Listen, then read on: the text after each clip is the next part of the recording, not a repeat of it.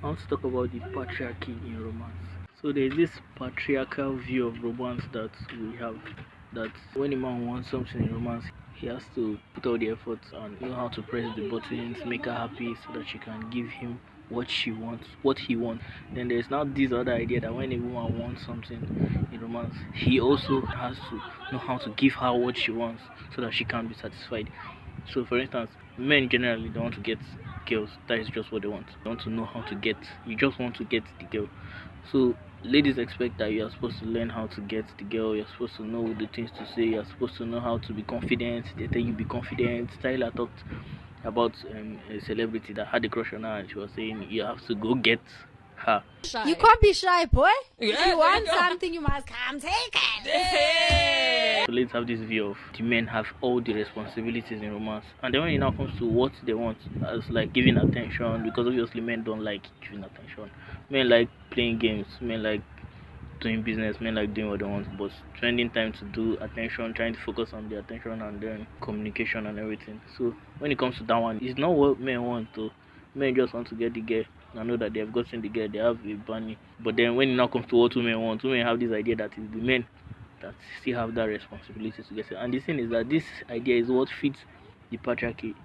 Like one thing most, I'm a feminist, so one thing most feminists don't know is that what fits the patriarchy is the responsibility that men have. So the responsibility, the fact that men have been responsible for almost everything, is why men started disrespecting women, and why women now decided that okay, since you are doing this thing and you are disrespecting us because of it, we want to be able to do it. And that's why feminism started, because of the marginalization of females. But the marginalization happened as a result of responsibilities. So the thing is, we cannot get rid of the patriarchy benefits without getting rid of the patriarchy responsibilities. So we now have this unfortunate dynamics of romance where everything has to be about the woman, and mostly because of the patriarchy. My friend said it in the most perfect way. When you hear male romantic poems, you hear the poem saying something like, I loved her, she was everything for me and everything. But when you hear the female version of the romantic poems, you're going to be hearing stuff like, he loved me, he did this, he showered me with attention, he showered me, he gave me lots of love. But you cannot hear a man's poem saying she loved him and every kind of thing. So we have to get rid of the patriarchy. Like we are doing this patriarchy thing, we are doing it everywhere. We are not just getting rid of the benefits of the patriarchy for the males and then leaving the responsibilities of the patriarchy on the males. That's why I like the feminist movement, and because I believe in equality. I hate the marginalization as much as I hate the inequality and the unfortunate dynamics of romance that have resulted out of it. So we have to get rid of the patriarchy in romance. So the patriarchy in romance fits the idea that when a man wants something, he has to get it, and when a woman wants something, he has to get it. But it's unfair on men. It's very unfair. Like the man wants to get the girl, it's his responsibility. It's what he needs to learn how to push all the buttons. The woman wants attention. She needs to learn how to get attention. She needs to learn how to get, and communication is a mutual problem. It's not one person's problem. So you cannot blame a man for communication problems. You cannot say you're having communication problems and it's your fault, it's your responsibility. I'm breaking up with you because we are not communicating. It doesn't really make sense, because if we are not communicating, it's something I'm supposed to solve and you are supposed to solve. So if I'm doing what I want and I'm getting what I want, okay, I'm getting enough communication for myself. It means I've done enough for myself. If you're not getting enough communication for yourself, that is, you're not you've not gotten what you want. I feel like it's your responsibility because it's what you want. And we're no more in the world where it's a man's responsibility to do everything. Obviously, we're trying to cancel all those things. We're cancelling the benefits, so we have to cancel the responsibilities. So this unfortunate dynamics of romance where everything has to be about the lady is what begs the question of what does she bring to the table, because apart from the man doing everything, he still has to have money. Men don't expect women to have money. Like, it's not romantically, the men are trying to say, okay, you have to do it for yourself now, but the men are just capping. Men don't really mind as long as they have the money. So it now begs the question of what does she bring to the table. But when men ask what does she bring to the table, everybody, men mistakenly think is money. Okay, what can she bring to the table? But if she's bringing money to the table, he's still not going to be impressed. The thing is, why we feel cheated is the fact that we have to put all the effort, and then she just has to be recipient, and she still probes our efforts and then make it look like we are not doing enough. When what does she do? Because a relationship is about two people. Because when they ask this question, what does she bring to the table, ladies say, okay, she carries the baby, childbearing and everything. It's a big deal. Normally, I'm not even talking about women contributing money to a relationship, because that is the conclusion most men think. That is what most men think we are asking, but that is not what we are asking. What we're asking is, what does she bring to the table of this romance? Not the family, childbearing, not even financial responsibility. This romance between two people, between me and you. What are you bringing to the table? If I'm going to give you everything you want, and I'm supposed to know how to give you everything you want in a man, everything you need in a man, what are you doing for me? Like, what are you doing for me as a guy in the relationship? That is the question of what does she bring to the table. Because obviously we'll now have relationships where there's no expectation for the relationship of what the woman is supposed to do for the man, because she feels like most people feel like, okay, sex, you're giving him sex. But some people would argue that, okay, sex is two people that are benefiting. But I would argue that, okay, yes, sex is something, because men like it.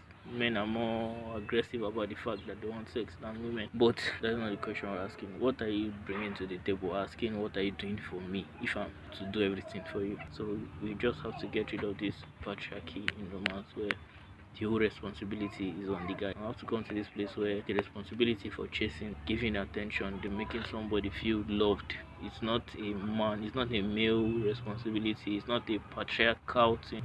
It's a mutual responsibility, and romance has to be both ways. I don't think we can stand that in these days, where the man has to be the knight in shining armor, and then she just has to be the princess and the damsel, and then the only responsibility she has is to be that princess and damsel, while his responsibility is to make her feel like a princess and a damsel and make sure she has everything to feel like that. It's unfair. It's unfortunate, because the thing is, women like to be babied in relationships, and men don't have a problem with babying their women. Men want to learn how to baby their women, but the thing is, women don't even give guys chance to make mistakes or to learn.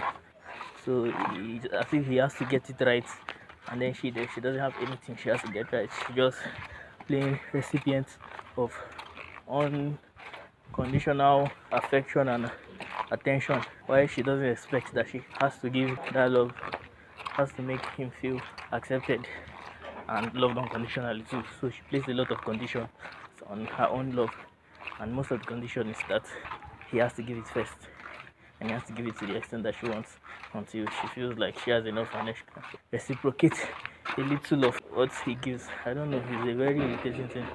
I'm tired. It's stressful. Like, I'm tired. Romance is not supposed to be about men knowing how to do everything. It's not supposed to be about men initiating, advancing, progress. I don't know. It's a tiring reality. I swear. Everybody's supposed to be putting the same effort. Like, I cannot be the one doing everything for you, and you're not trying to do anything for me, and you're not satisfied because I'm not doing everything for you the way I should be doing everything for you, and you're still not doing everything for me. So it's irritating. Now, people say reason it doesn't make sense. Get out! I order you! No, George. Charlotte! You cannot force me away. I will not go. I command it! Go! I will stay! I command it! Please, Charlotte, please go. No. Charlotte, you are not listening to me. I am. I have heard that you wish I had not come, that you want me to go, that you do not want to see me. Charlotte. What I have not heard is that you do not love me. I have been suffering and alone and believing I am a failure as a wife and as your queen because you stay from me as though I am a disease. And then today it suddenly occurred to me that perhaps there is another reason, a better reason. Perhaps you stay away from me because you care for me. Perhaps you stay away because you love me. Do you love me? I'm trying to protect you. Do you love me? I cannot. We cannot. This conversation isn't. I cannot do you this. Love me? I never wanted Do to you marry. love me? I don't. Charlotte, please stop. Is it because you do not believe that I could love you? I do. I love you, George. I love you so much that I will do as you wish. If you do not love me, all you have to say is that you do not love me, and I will go. I will go back to Buckingham House, and we can live our separate lives, and I will have this baby alone, and I will make do, and fill my days, and survive. All on my own. I will do that. But first, you have to say that you do not love me. You have to tell me that I am utterly alone in this world. I am a madman. I am a danger. In my mind, there are different worlds creeping in. The heavens and the earth collide. I do not know where I am. Do you love me? You do not wish a life with me for yourself. No one wishes that. George! I will stand with you between the heavens and the earth. I will tell you where you are. Do you love me? I love you! From